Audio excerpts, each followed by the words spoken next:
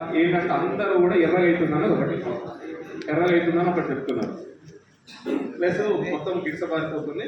50 రోజుల వరకు ఏమీ లేదు, ఏమో అవ్వట్లేదు, మంచిగా రావట్లేదు అనేది ఒకటి చెప్తున్నారు.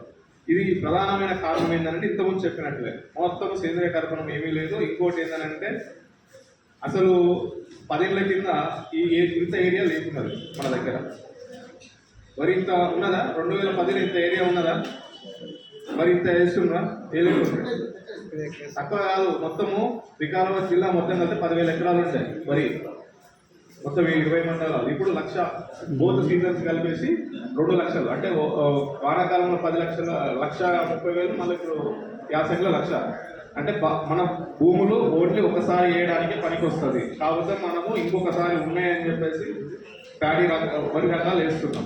అది కాకుండా వేరే చేసుకోవాలి. ఈ వరి రకాలు ఒకసారి వేయడం వరి భూములు స్టార్ట్ చేసినాము అని అంటే ఆ పొలం మళ్ళీ ఏంటి పనికి రాకుండా అవుతుంది. ఎందుకు అని అంటే మనం కరెక్ట్ దుక్కులు చేయట్లేదు ఫస్ట్ ఆఫ్ ఆల్. ఇప్పుడు టైం ఎక్కడ ఉంది?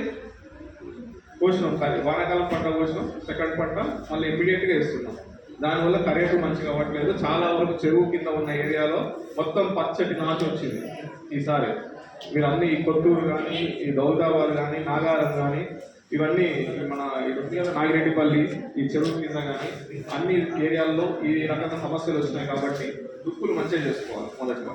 తర్వాత ప్రధానంగా ఈ దుక్కులు మంచిగా చేసుకోవాలి.